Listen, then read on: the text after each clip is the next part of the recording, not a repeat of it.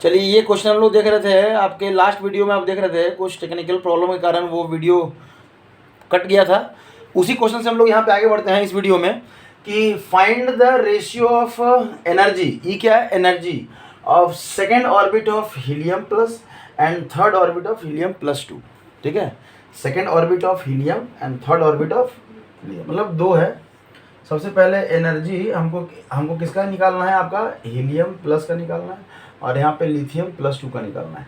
इसके लिए जो n का वैल्यू दिया हुआ है कितना है, 2 दिया हुआ है, और z का वैल्यू कितना होता है, 2 होता है, लिथियम का एटॉमिक नंबर। इसके लिए जो n दिया हुआ है वो 3 है, और इसका भी z कितना होता है, 3 होता है। चलिए, तो यहाँ से जो एनर्जी निकालेंगे वो क्या हो जाएगा, minus z² upon n² into 13.6 electron volt. तो यहाँ भी E equal to minus z² upon n² into 13.6 electron volt. ठीक है, तब है यहाँ से हम लोग कह सकते हैं कि E इक्वल टू z कितना है, तो माइनस 2 का स्क्वायर अपॉन नीचे में भी 2 का स्क्वायर इंटू 13.6। यहाँ पे भी कह सकते हैं माइनस 3 का स्क्वायर अपॉन 3 का स्क्वायर इंटू 13.6। ठीक है, ध्यान दीजिएगा। तो यहाँ पे कितना हो जाएगा, ये कट जाएगा, ये हो जाएगा माइनस 13.6, ये भी ये कट जाएगा, कितना हो जाएगा, माइनस 13.6। मतलब हम कह सकते हैं कि रेशियो जो है आपका, रेशियो जो है कि helium plus upon lithium plus 2 का जो रेशियो होगा ये क्या होगा, माइनस 13.6 अपॉन माइनस 13.6, मतलब 1:1 का रेशियो होगा। समझ में आया, कोई दिक्कत? चलिए, ये समझ में आ गया। तो और अगला क्वेश्चन करते हैं। ये एक क्वेश्चन है, ये क्वेश्चन है, ध्यान दीजिएगा यहाँ पे। इस क्वेश्चन पे अगर हम लोग चलें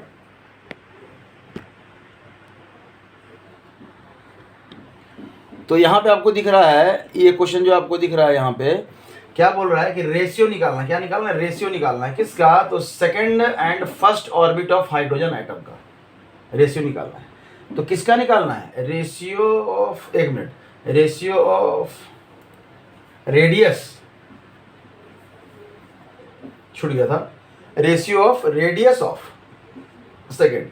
आर का वैल्यू आपको पता है कि n² z इंटू 0.529 एंगस्ट्रॉन, यही ले लेते हैं वैल्यू, इसी को लेके चलते हैं।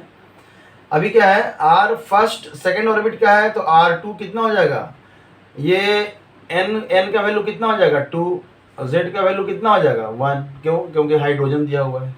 तो यहाँ पे R2 के लिए कर देंगे, n कितना हो जाएगा 2 का स्क्वायर बाई 1 इंटू 0.529। ठीक है, और फिर क्या है आपका फर्स्ट ऑर्बिट।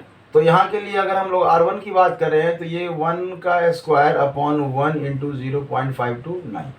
तो हम लोग R2 बटा अगर R1 करें, क्यों, क्योंकि सेकेंड बटा फर्स्ट बोल रहा है। R2 मतलब दूसरे सेल का, R1 मतलब पहले सेल का। R2 बटा R1 अगर करें तो ये 2 इंटू 0.529 अपॉन 1 इंटू 0.529, ये कट गया, कितना आ गया, ये आपका 2:1, या कह सकते हैं कि R2 इक्वल टू 2R1, ये भी कह सकते हैं। ऐसा भी क्वेश्चन आपको पूछा जा सकता है। ठीक है, एक चीज यहाँ पे मिस्टेक हो गया हमारा, यहाँ पे 2 का स्क्वायर है ना, यहाँ पे 2 का स्क्वायर है, तो ये 2 का स्क्वायर क्या होगा, 2 का स्क्वायर मतलब ये कितना हो जाएगा आपका 4, कितना हो जाएगा 4, और यहाँ पे क्या हो जाएगा ये 4। ठीक है, एक क्वेश्चन करते हैं इसी से संबंधित, थोड़ा सा वो वर्ड को चेंज किया है। देखिए यहाँ पे क्वेश्चन पूछ रहा है कि the ratio of area, area covered by second orbit and first orbit of hydrogen. अब बच्चा लोग टेंशन में आ जाएगा कि यहाँ पे एरिया का तो हमको कोई फार्मूला ही नहीं है, ये तो मैथ आ गया।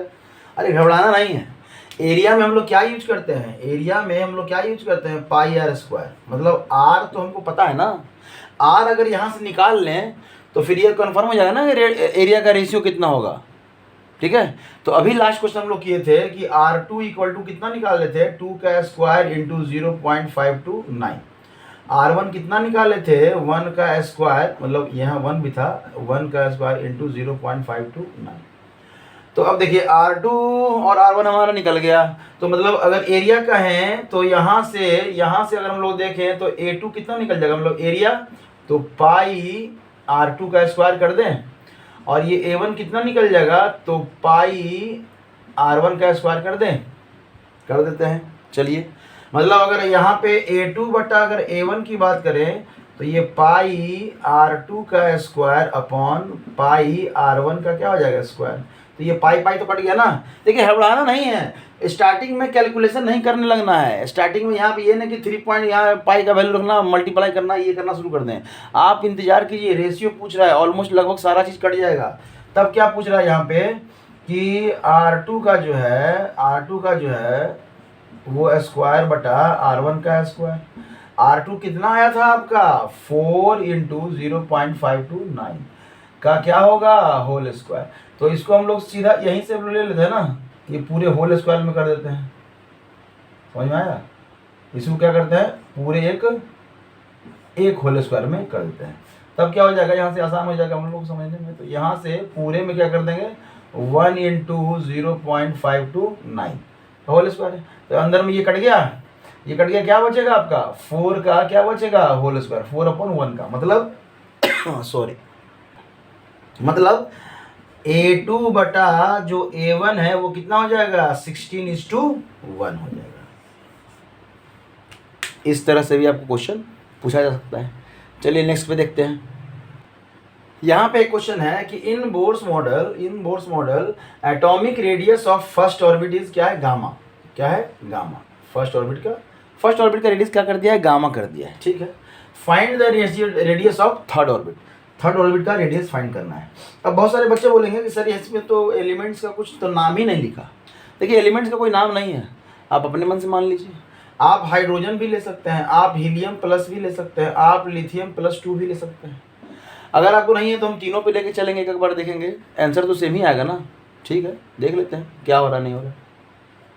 हाइड्रोजन का ले लीजिए, अगर हाइड्रोजन का ले लीजिएगा तो हाइड्रोजन के लिए यहाँ पे n दिया हुआ है आपका फर्स्ट ऑर्बिट। ठीक है, निकालना किसका है, n = 3 का आपको निकालना है। समझ में आ रहा है, फाइंड रेडियस करना है। चलिए, तो जब हम लोग अगर R1 की बात करें, रेडियस ना R1 की बात करें तो ये कितना हो जाएगा n² इंटू 0.529 एंगस्ट्रॉम में। n1 है, 1 का वैल्यू अगर हम लोग देखें 1 का वैल्यू तो कितना हो जाएगा 1 चूँकि हाइड्रोजन हम लोग कंसीडर कर रहे थे, ये भी 1 और इंटू 0.529 मतलब ये वैल्यू हो जाएगा 0.529 एंगस्ट्रॉम। और इसी वैल्यू को क्या माने हैं हम लोग, क्वेश्चन में दिया हुआ है गामा, मतलब R1 = क्या लिखा हुआ है 0.529, यही इक्वल टू किसके है, गामा के। चलिए थर्ड ऑर्बिट का निकाल लीजिए। तो जो R होगा थर्ड ऑर्बिट का वो क्या हो जाएगा, थर्ड ऑर्बिट मतलब 3 का स्क्वायर बाई 1 इंटू 0.529। अब 0.529 के बदले क्या कर सकते हैं हम लोग, गामा लिख सकते हैं। मतलब R3 जो हो जाएगा वो 9 इंटू गामा हो जाएगा। समझ में आ गया, ऐसा भी क्वेश्चन आपको रहेगा। ठीक है, चलिए आप लिथियम पे बना के देखिए, लिथियम पे बनाते हैं। ठीक है, लिथियम पे अगर हम लोग बनाए, हीलियम पे आप बना लीजिएगा। अगर लिथियम पे हम लोग बनाएं तो R1 की बात करें तो n², तो n² मतलब 1 का स्क्वायर, और लिथियम का कितना होता है एटॉमिक नंबर 3 इंटू 0.529। ठीक है, मतलब ये कितना हो जाएगा 1/3 इंटू 0.529, और इसी को हम लोग क्या माने हैं, गामा माने हैं। दिया हुआ है ना कि फर्स्ट ऑर्बिट का जो रेडियस वो क्या है, गामा के बराबर है, तो यही गामा है। चलिए अगर R3 की बात करें लिथियम का तो 3 मतलब 3 का स्क्वायर अपॉन कितना हो जाएगा 3 इंटू 0.529। अब देखिए इसको हम लोग ऐसे ले सकते हैं 3 का स्क्वायर इंटू 0.529/3, और इसके लिए जो वैल्यू है वो क्या है, गामा है, तो ये 9 इंटू गामा हो गया।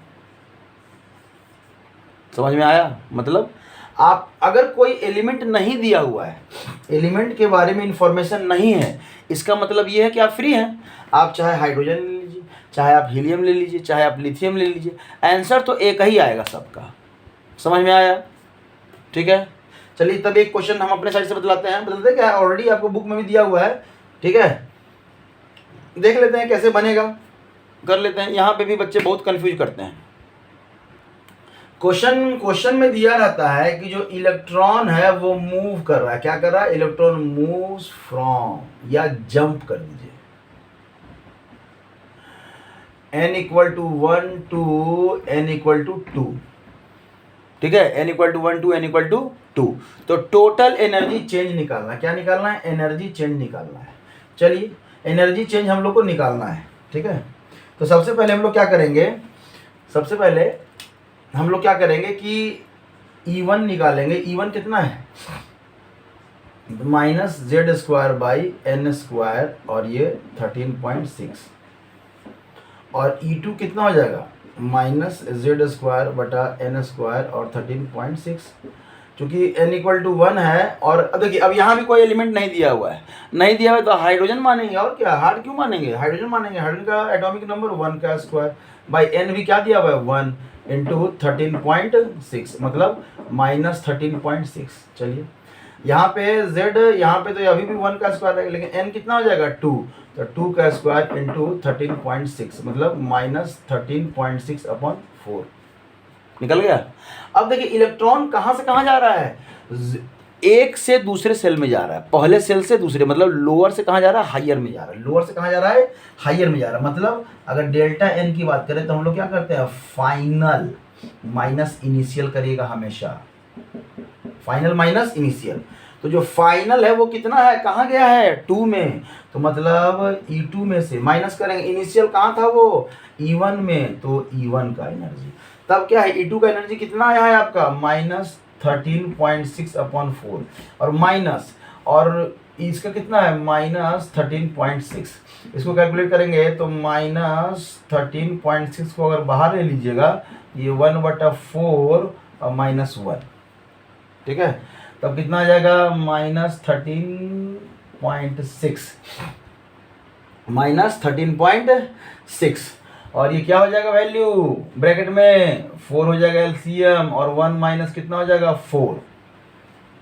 कोई दिक्कत, मतलब यहाँ से अगर हम चले हैं तो डेल्टा ई का जो वैल्यू हो जाएगा वो माइनस 13.6 इंटू माइनस 3/4, मतलब ये प्लस 3/4 इंटू 13.6। हमको इसके वैल्यू से मतलब नहीं है, हमको इस प्लस वाले साइन से मतलब है। ये प्लस साइन आया, और यहाँ पे अगर आपका इस जब 1 से 2 में, मतलब लोअर स्टेज से हायर स्टेज में जा रहा हो इलेक्ट्रॉन, और आपका रिजल्ट में अगर प्लस साइन नहीं आया है, मतलब आप कहीं ना कहीं गलती किए हैं, कहीं ना कहीं गलती की है। और गलती करने का चांस कहाँ है, यहीं पे आप करते हैं। आप क्या कर दीजिएगा, 1 में से माइनस कर दीजिएगा 2 को, नहीं, लोअर से हायर में जाएगा। हम फाइनल माइनस इनिशियल करते हैं, तो फाइनल स्टेज हमारा ये है, इनिशियल स्टेज ये है। इस प्लस साइन का मतलब क्या है पता है, कि एनर्जी क्या हुआ है यहाँ पे, एब्जॉर्ब किया है, एनर्जी क्या हुआ है, एब्जॉर्ब हुआ है। मतलब लोअर से हायर जाने के लिए आप एनर्जी एब्जॉर्ब करेंगे ना, समझ में आ रहा है। चलिए, तो ये इंडिकेशन है कि आप सही बनाए। इसी चीज़ को अगर हम कहें कि ये 2 से कहाँ जा रहा है, 1 में जा रहा है, 2 से कहाँ जा रहा है, 1 में जा रहा है, तो ये सब तो सेम रहेगा ना, ये सब सेम रहेगा, सिर्फ आपका क्या चेंज कर जाएगा, यहाँ से चेंज कर जाएगा, यहाँ से क्या हो जाएगा ये आपका। तो अब जो डेल्टा ई निकालेंगे वो क्या करेंगे, इनिशियल है ये, फाइनल है ये, मतलब E1 माइनस क्या करेंगे, E2 करेंगे, और E1 कितना है आपका, माइनस 13.6, और माइनस ये कितना हो जाएगा, माइनस 13.6 अपॉन 4। यहाँ से कॉमन ले लीजिए, माइनस 13.6, तो ये क्या हो जाएगा, यहाँ पे 1 और यहाँ पे माइनस 1/4, तो ये माइनस 13.6 इंटू ये कितना हो जाएगा, 3/4, मतलब ये साइन यहाँ पे क्या रहेगा आपका, माइनस रहेगा। और इस माइनस साइन का मतलब होता है कि आपका जो, देखिए हायर से इलेक्ट्रॉन जब लोअर में आएगा ना, तो एनर्जी रिलीज करेगा, एनर्जी क्या करेगा, रिलीज करेगा। तो इस माइनस साइन का मतलब है कि एनर्जी क्या हो रहा है आपका, यहाँ पे रिलीज कर रहा है, एनर्जी क्या हो रहा है, रिलीज कर रहा है। समझ में आया, कोई दिक्कत। इस तरह से हम लोग बोर्स एटॉमिक मॉडल का क्वेश्चन हम लोग बनाएंगे। अब जितना भी क्वेश्चन आपको दिया रहेगा, वर्ड में ही आप फंस सकते हैं, क्वेश्चन कोई हार्ड नहीं रहेगा। इसी 3 फार्मूले पे आपको घूमता हुआ क्वेश्चन नजर आएगा। वर्ड में कहीं आयनाइजेशन एनर्जी पूछ देगा, आयनाइजेशन एनर्जी पढ़ना है 3rd चैप्टर में, लेकिन यहाँ पूछ देगा वर्ड आयनाइजेशन एनर्जी। आप ये सब वर्ड पे मतलब पूछे चाहे कुछ भी, चाहे आयनाइजेशन बोले या इलेक्ट्रॉन गेन एनर्जी बोले या इलेक्ट्रॉन गेन एनर्जी बोले या इलेक्ट्रॉन लूज करने का एनर्जी बोले, कुछ भी बोले, आपको निकालना क्या है, एनर्जी निकालना है। तो n इक्वल टू दिया रहेगा, तब ऐसे करेंगे, फाइनल माइनस इनिशियल करेंगे। ये ध्यान रखिएगा कि फाइनल माइनस हम लोग क्या करेंगे, इनिशियल करेंगे। कभी भी इनिशियल माइनस फाइनल मत करिएगा। फाइनल मतलब जहाँ पे इलेक्ट्रॉन पहुँचने वाला है, और इनिशियल मतलब जहाँ पे इलेक्ट्रॉन अभी है। अच्छा हाँ, इसमें एक चीज़ और बताना है, लास्ट एक चीज़ बस खाली, कि अगर लिखा रहे, जैसे यहाँ पे n लिखा हुआ है, n लिखा हुआ है 2, n लिखा हुआ है 2, इसको लिखा रहेगा, अगर n इक्वल टू लिखा रहेगा फर्स्ट ऑर्बिट, तो इसका मतलब होता है n इक्वल टू कितना, 1। लेकिन अगर लिखा रहा है n कितना लिखा रहा है, फर्स्ट एक्साइटेड स्टेट, इसका मतलब होगा n इक्वल टू कितना हो जाएगा, 2।